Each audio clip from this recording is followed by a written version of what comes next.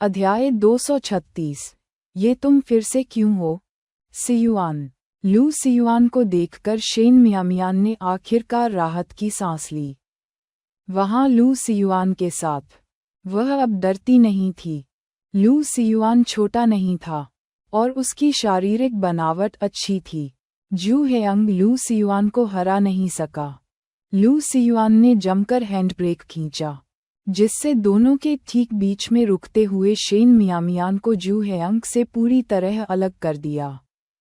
ये पहचानते हुए कि यह जू हेयंग था, उसकी अभिव्यक्ति गहरी हो गई। ये तुम फिर से क्यों हो? उद्धरण चिन्ह। पिछली बार जब शेन मियामियान ने उसे जू हेयंग के बारे में बताया था, तो उसने सोचा था कि जू हेयंग एक अच्छा इंसान नहीं था, और उसे उम्मीद नहीं थी कि वह अब फिर से शेन मियामियान को परेशान करेगा। अभी वह उसे खींच रहा था और घसीट रहा था। सौभाग्य से वह समय पर आ गया। यह मैं क्यों नहीं हो सकता? उद्धरण चिन्ह।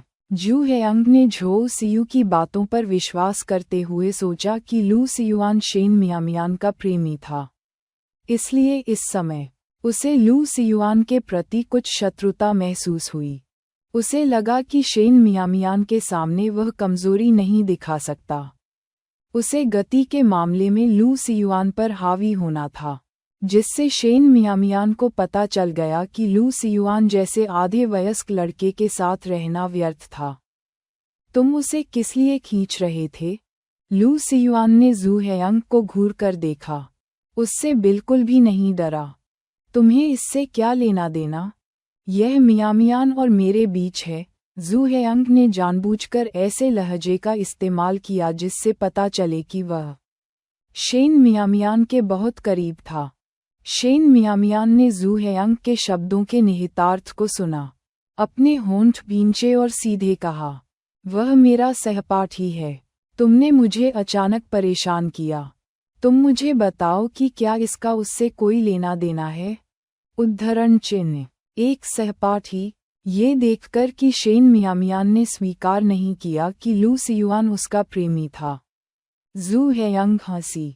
उसने लू सियुआन की छाती पर हाथ फेरा और उसे चेतावनी देते हुए कहा, क्या तुमने सुना? तुम सिर्फ उसके सहपाठी हो, उसके लिए कोई महत्वपूर्ण व्यक्ति नहीं। तो तुम्हें हस्तक्षेप करने का क्या अधिकार है? उद्धरण चिन्ह। बोलते हुए उसने लू सियुआन की आंखों के सामने एक गुलाबी रुमाल लहराया। मैं बस उसे रुमाल देने जा रहा था। यह महंगा नहीं है, लेकिन आप, एक गरीब छात्र, इसे बर्दाश्त नहीं कर सकते, है ना? क्या आपको लगता है कि आप कुछ खास हैं क्योंकि आप एक पिटी हुई बाइक चलाते हैं? उद्धरण चिन्ह। जू हेयंग को यकीन था कि लू सियुआन शेन मियामियान के लिए ये छोटी चीजें नहीं खरीद सकता। ये छात्र हर दिन स्कूल जाते थे, और उनके माता पिता उनके पैसे पर कड़ी पकड़ रखते थे।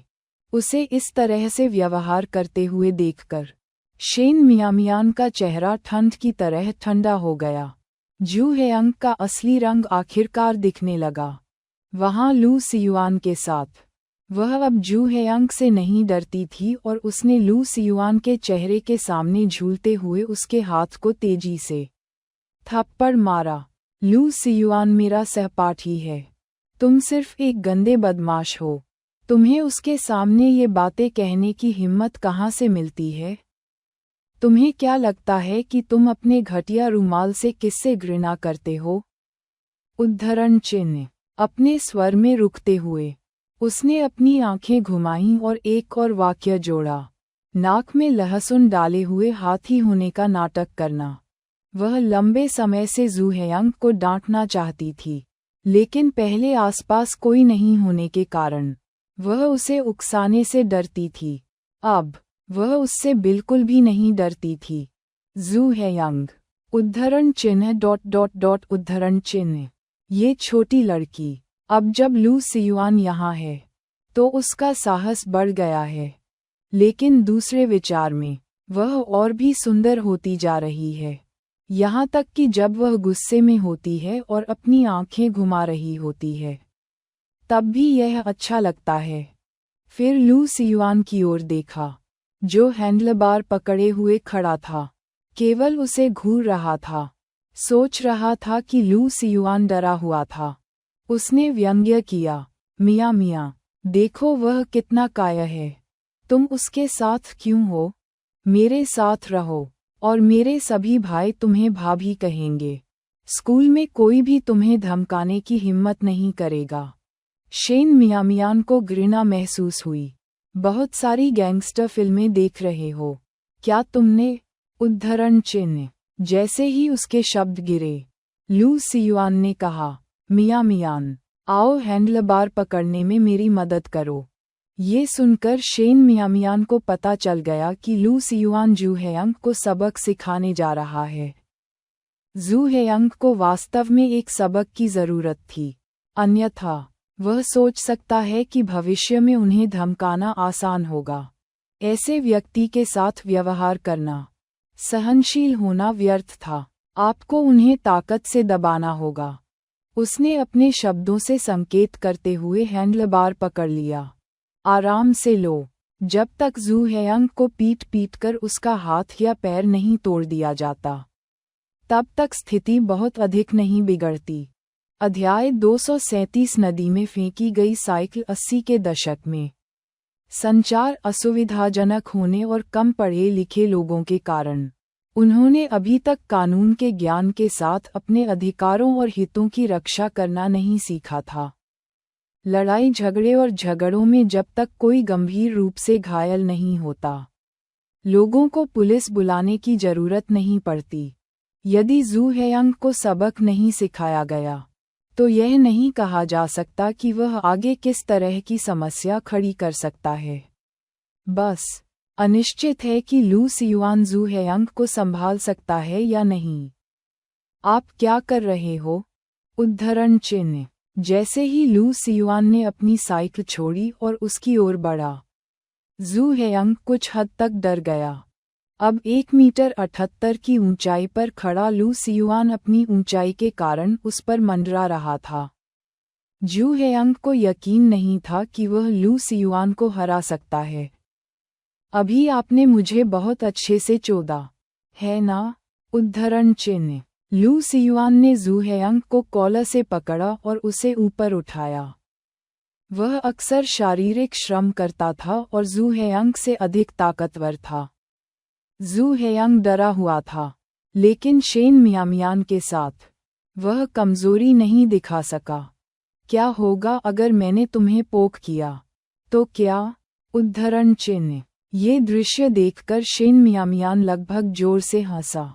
जू हेयंग के पैर जमीन को भी नहीं छू रहे थे, फिर भी उसने सख्ती से बात करने की हिम्मत दिखाई। स्कूल जाने की जल्दी में लू सियुआन ने देर नहीं की और जू हेयंग के चेहरे पर मुक्का मार दिया, जिससे उसका आधा गाल सूज गया। जू हेयंग ने वापस लड़ने की कोशिश की, लेकिन लू सियुआन द्वारा लात मारे जाने के बाद उसने जल्दी से व्यवहार किया, लेकिन वह सख्त रुख अपनाना नहीं भूले। लू सियुआन, तुम्हें इस मुक्के और लात की कीमत चुकानी पड़ेगी, उसने गुर्राते हुए कहा।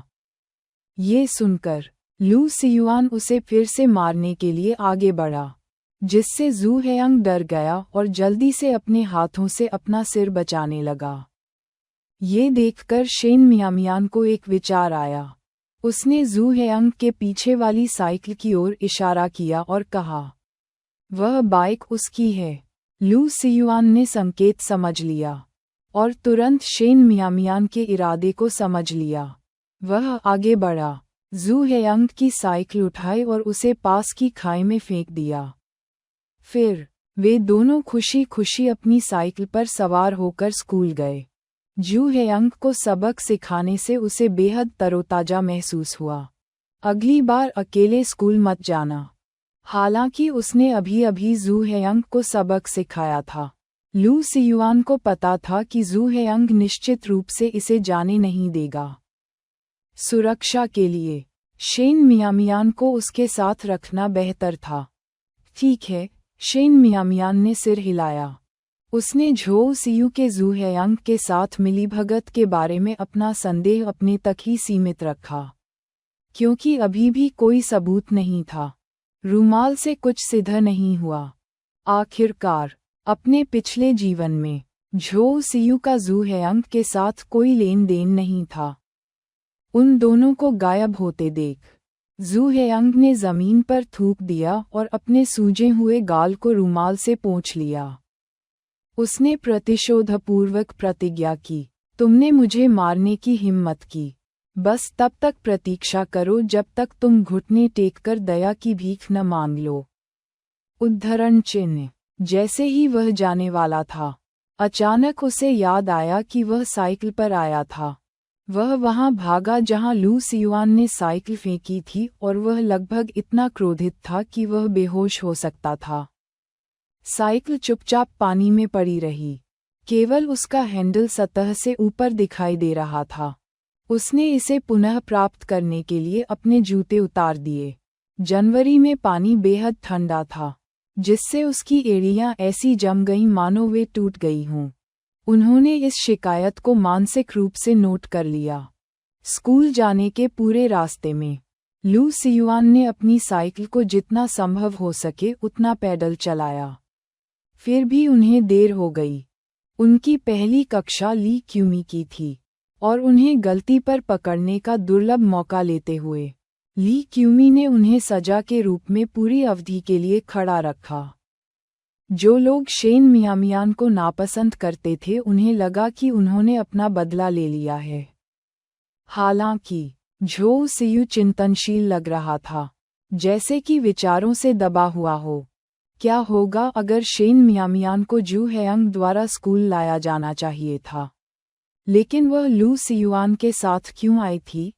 क्या ऐसा हो सकता है कि जू हेयंग शेन मियामियान को ढूंढने में कामयाब नहीं हो पाया? अध्याय 237। एक आवारा कुत्ते के कारण देरी हुई। शेन मियामियान और लू सियुआन पूरी कक्षा में खड़े रहे। उनके पैरों में दर्द हो रहा था। जैसे ही घंटी बजी, उन्होंने जल्दी जल्दी अपना होमवर्क शुरू कर दिया। वांग जिंगजिंग ने अपना चेहरा खींच लिया और उनसे तेजी से लिखने का आग्रह करते हुए शिकायत की कि वे होमवर्क जमा करने की उसकी गति को धीमा कर रहे हैं। लू सियुआन उसकी डांट फटकार से कुछ हद तक परेशान हो रही थी और एक घातक दृष्टि से वह आखिरकार शांत हो गई। जैसे ही उन्होंने अपना होमवर्क पूरा किया, अगली कक्षा की घंटी बजी। सभी ने एक बार फिर अपनी एकाग्रता जुटाई और लर्निंग मोड में आ गए। जब दूसरी कक्षा समाप्त हुई, तो शेन मियामियान शौचालय गई और जैसे ही वह कक्षा से बाहर निकली, झो सियू ने उसका पीछा किया, जैसे कि कुछ हुआ ही न हो। उसने मियामियान का पीछा किया और पूछा, दीदी, क्या लू सियुआन के पास साइकिल नहीं है? आप दोनों अभी भी देर से कैसे पहुँचे? उद्धरण चिन्ह। ऐसा लग रहा था मानो जिसने पहले सड़क पर हंगामा किया था वह नहीं थी। इस बिंदु पर शेन मियामियान ने वास्तव में झो सियू की प्रशंसा की। वह किताब पलटने जितनी तेजी से चेहरा बदलकर खींच और झुक सकती थी। एक पल में वह आपकी जानी दुश्मन हो सकती है और दूसरे पल में, अगर उसे आपकी ज़रूरत है, तो वह सारा प्यार और समर्पण है। एक कुत्ते ने हमें देर कर दी। एक कुत्ता? झो सियू को ये बात समझ में नहीं आई और उसने उत्सुकता से पूछा, क्या हमारे स्कूल जाने के रास्ते में कुत्ते हैं? मैंने उन्हें कैसे नहीं देखा? उद्धरण चिन्ह। एक आवारा कुत्ता। शेन मियामियान ने निहितार्थ के साथ बात की। एक आवारा कुत्ता? झो सियू के मन में कुछ था जो वह पूछना चाहती थी, इसलिए वह वास्तव में ये पता लगाने के लिए उत्सुक नहीं थी कि आवारा कुत्ता कहाँ से आया था। लेकिन उसने चिंता दिखाने का नाटक किया और पूछा, उसने तुम्हें काटा नहीं? क्या उसने काटा? उद्धरण चिन्ह। लू सियुआन ने इसे भगा दिया, शेन मियामियान ने तथ्यात्मक रूप से कहा। झो सियू को कुछ निराशा हुई। क्या आप सड़क पर किसी से टकराए? उद्धरण चिन्ह। क्या मुझे किसी से टकराना चाहिए था? शेन मियामियान झो सियू पर नज़र डालते हुए बीच में ही रुक गए। झो सियू को ऐसा लगा जैसे उसे देख लिया गया हो, और अपराध बोध से मियामियान की नज़रों से नहीं मिल सका। मैं बस यूं ही पूछ रहा था।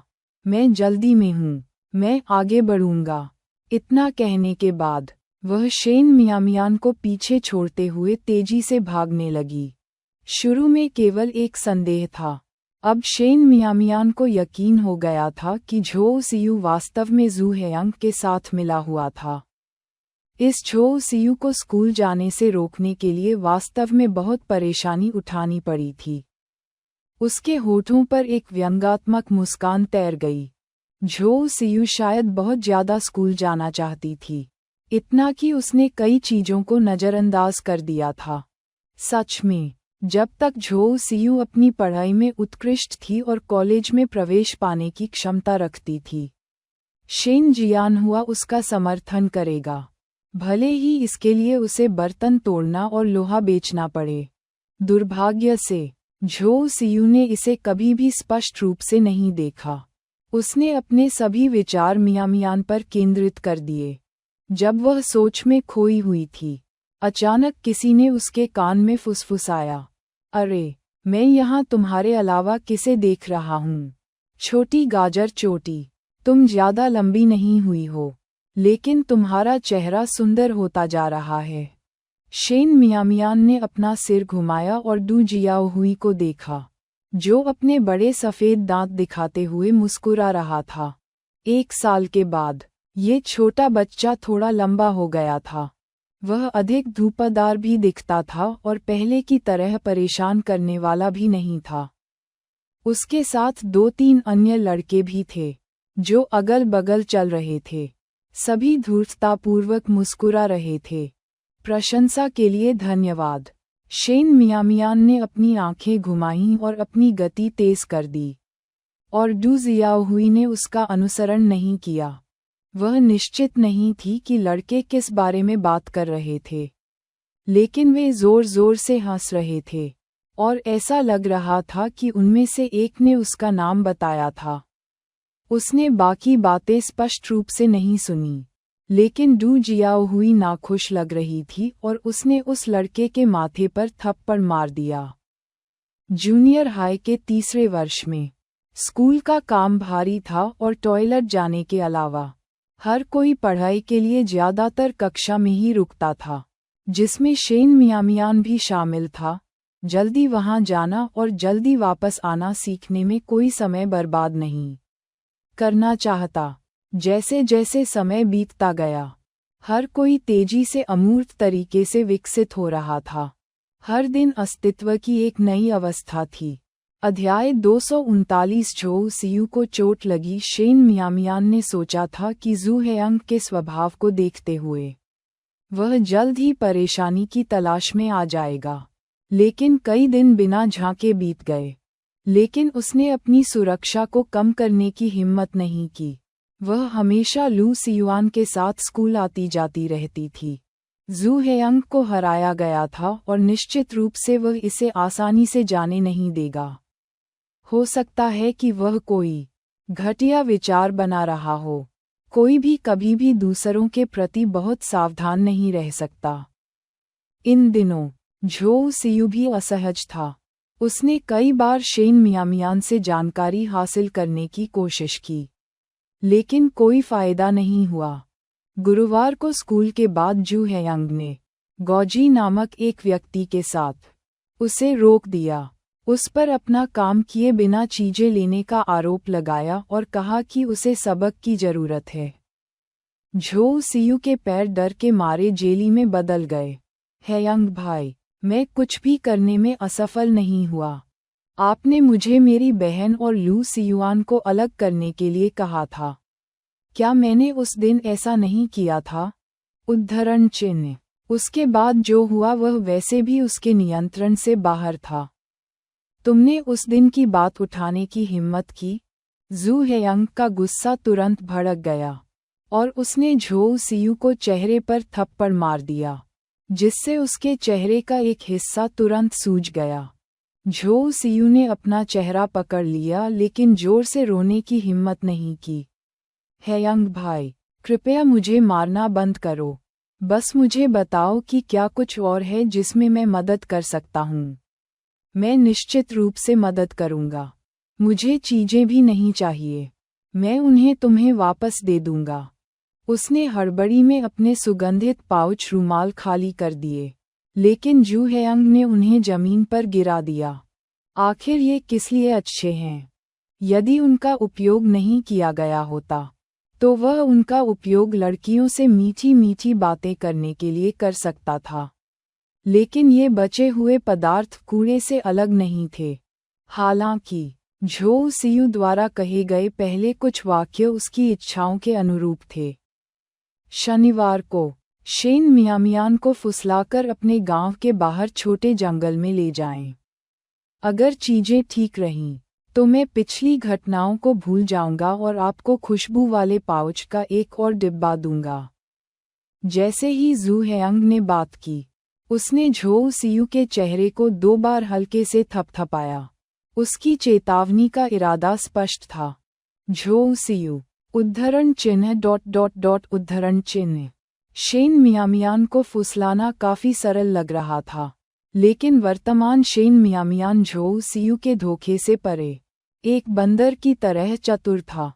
अंत में उसे ही कष्ट सहना पड़ेगा। एक पल के विचार के बाद झोउ सियू की आंखें चमक उठीं और उसने आभार व्यक्त करते हुए कहा, हेयंग भाई, मुझे उसे फुसलाकर बाहर नहीं ले जाना है।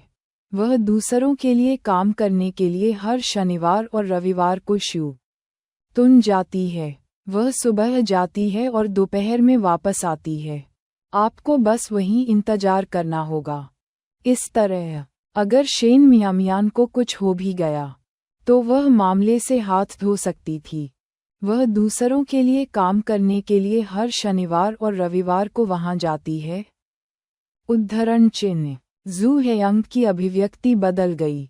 हाँ, झोउ सियू ने चेहरे के उस तरफ अपना हाथ रखकर सिर हिलाया जिस तरफ चोट लगी थी। वह नए साल के पहले से ही वहां काम कर रही है। थप्पड़। जैसे ही झोउ सियू ने बोलना समाप्त किया, उसके दूसरे गाल पर जू हेयंग ने एक और थप्पड़ मारा। भाड़ में जाओ, तुमने ये खबर पहले क्यों नहीं बताई? उद्धरण चिन्ह। अगर उसे पहले पता होता, तो वह सप्ताहांत में शेन मियामियान को स्कूल जाने के रास्ते में रोकने और इस प्रक्रिया में लू सियुआन द्वारा पीटे जाने के बजाय उसे रोक सकता था। झोउ सियू के चेहरे पर भयानक दर्द था, और वह अंदर ही अंदर उबल रही थी। ये जू हेयंग ही था जो शेन मियामियान को अपने पक्ष में करने के लिए उसे स्कूल जाने का मौका देना चाहता था। यह उसकी गलती कैसे हुई? उसने जवाब देने की हिम्मत नहीं की। उसकी आंखें आंसुओं से भरी थीं, और उसने उन्हें गिरने देने की हिम्मत नहीं की। हेयंग, अपनी ओर देखो। तुम अपने हाथों से बहुत कठोर हो। तुमने उसका छोटा सा चेहरा सूज दिया है। गौजी ने झोउ सियू के चेहरे को छूने के लिए हाथ बढ़ाया और उसके मुंह का कोना एक भयावह मुस्कान के साथ मुड़ गया। उसकी आंखें द्वेषपूर्ण रोशनी से चमक रही थीं। झोउ सियू तुरंत पीछे हट गई। उसके ऊपर मतली की लहर दौड़ गई। हालांकि वह केवल 16 वर्ष की थी और अभी भी पुरुषों और महिलाओं के बीच के मामलों से अनभिज्ञ थी। उसने खतरे को महसूस किया। 240। वह मोटे तौर पर जानती से बचना एक आदमी से छिपाना उस नजर का क्या मतलब है। गौजी की हंसी और भी भयावह हो गई। मैं हेयंग से कहीं अधिक उदार हूँ। मैं तुम्हें अधिक सुगंधित तेल और रुमाल दे सकता हूँ। वह समझ नहीं पा रहा था कि जू हेयंग उसके सामने जो कुछ भी था उसे क्यों छोड़ देगा और शेन मियामियान की तलाश के लिए इतनी दूर तक जाएगा। झोउ सियू पतली और लंबी थी। उसका शरीर कुछ विकसित हो गया था और वह काफी आकर्षक भी थी। कुल मिलाकर वह काफी आकर्षक थी। सबसे महत्वपूर्ण बात ये थी कि उसे पाना आसान था। मुझे यह नहीं चाहिए। झोउ सियू बहुत डरी हुई थी। बोलते समय उसकी आवाज कांप रही थी। उसने जू हेयंग की ओर मदद की गुहार भरी आंखों से देखा। हेयंग, अगर तुम्हें भविष्य में कभी भी किसी चीज की जरूरत होगी तो मैं निश्चित रूप से तुम्हारी मदद करूंगी। क्या तुम कृपया मुझे इस बार जाने दे सकते हो? उद्धरण चिन्ह। जू हेयंग ने उसे तिरस्कार से देखा।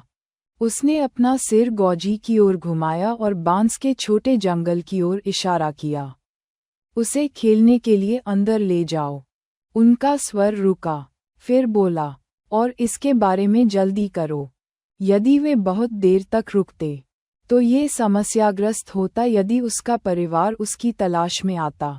गौजी की दुष्ट मुस्कान चमक उठी और वह झोउ सियू को छोटे बांस के जंगल की ओर खींचने लगा। झोउ सियू इतनी डरी हुई थी कि वह लंगड़ा कर जमीन पर गिर पड़ी। जैसे ही गौजी उसे उठाने के लिए नीचे झुकने वाली थी, लगभग 40 साल का एक आदमी अचानक बहुत दूर से आया और चिल्लाने लगा, यहाँ क्या हो रहा है? उद्धरण चिन्ह। ऐसा महसूस हो रहा था जैसे कोई चोर पकड़ा गया हो। गौजी चौंक गया और उसने तुरंत झोउ सियू को जाने दिया। झोउ सियू ने उसे एक रक्षक के रूप में देखा। जल्दी से उठी, अपनी बाइक को धक्का दिया और घर भाग गई। गौजी, जो होश में आ गया था, उसका पीछा करना चाहता था लेकिन जू हेयंग ने उसे रोक दिया। गौजी, पीछा करने की जहमत मत उठाओ। उन्होंने गौजी को उस आदमी की ओर देखने का इशारा किया जो वहां आया था। अगर यह विस्फोट हो गया तो अच्छा नहीं होगा। यदि आसपास कोई नहीं था तो थोड़ा सा खेल कुछ भी नहीं था, लेकिन जब लोग देख रहे थे तो उन्हें कम प्रोफाइल रखना चाहिए, खासकर हाल की कार्रवाई के साथ। वह आदमी उनकी ओर घूरता हुआ आगे बढ़ गया। जब वे उसकी ओर घूर रहे थे तो उनकी आंखों में अपमानजनक भाव देखकर वह डर नहीं रहा था। युवा बदमाश अच्छा नहीं सीख रहे हैं। अगर मैं इसे दोबारा देखूंगा तो बस आप इंतजार करें। 1 मीटर 80 मीटर की भव्य ऊंचाई पर खड़े जू हेयंग और उनके साथी उनकी नज़र में कुछ भी नहीं थे। जू हेयंग ने कहा, मैं तुम्हें अपने काम से काम रखने की सलाह दूंगा। मैंने हस्तक्षेप करने का फैसला किया है। आप इसके बारे में क्या करने जा रहे हैं? उद्धरण चिन्ह। उस आदमी ने जू हेयंग को चौंकाते हुए ऐसा कहा मानो उन पर हमला करना चाहता हो। कुछ दिन पहले जू हेयंग द्वारा मारे जाने के कारण उसके चेहरे पर अभी भी कुछ दर्द महसूस हो रहा था। तुम शापित बूढ़े आदमी हो, एक घृणित टिप्पणी के साथ वह और गौजी अंततः चले गए। झोउ लैनफेंग कुएं के पास सब्जियां धो रही थी जब उसने झोउ सियू को वापस आते देखा। उसने ऊपर देखा और पूछा, आज तुम इतनी देर से क्यों आए? उद्धरण चिन्ह। जैसे ही उसके शब्द गिरे, उसकी नज़र झोउ सियू के सूजे हुए गाल पर पड़ी। उसकी आंखें आश्चर्य से फैल गईं और वह अचानक उठ खड़ी हुई। वह पास गई और झोउ सियू को पकड़कर जांच करने लगी। सियू, तुम्हें क्या हुआ? क्या तुम्हारा किसी से झगड़ा हुआ था? उद्धरण चिन्ह। आंटी। झोउ सियू के होंठ कांपने लगे और इससे पहले कि वह कुछ बोल पाती, वह बेकाबू होकर रोने लगी। झोउ लैनफेंग का दिल दया से टूट गया। तुम्हें किसने मारा? अपनी चाची को बताओ और मैं उन्हें मार डालूंगा। उनकी सियू को पीट पीट कर ऐसी हालत करने की हिम्मत कैसे हुई? उस पल में झोउ लैनफेंग को जानलेवा क्रोध महसूस हुआ। उसकी भतीजी, जिस पर वह उंगली उठाना बर्दाश्त नहीं कर सकती थी, के साथ इतना क्रूर व्यवहार किया गया था। यह अपमानजनक था। झोउ सियू थोड़ी देर तक फूट फूट कर रोती रही, शिकायत से सिसकती रही, और लंबे समय के बाद आखिरकार उसने कहा, मैं अपनी बाइक से गिर गया। वह जू हेयंग द्वारा मारे जाने का उल्लेख नहीं कर सकी। आखिरकार, ये स्वीकार करना बहुत शर्मनाक होगा कि उसे पीटा गया था। इस बात की नाराजगी उसे दांतों तले उंगली दबाकर लेनी पड़ी। साथ ही शेन मियामियान के प्रति उसकी नाराजगी और भी बढ़ गई। यदि वह छोटी लोमड़ी परेशानी पैदा करने वाली और लोगों को बहकाने वाली न होती तो जू हेयंग उसके लिए नहीं आती। ये सब शेन मियामियान की गलती थी।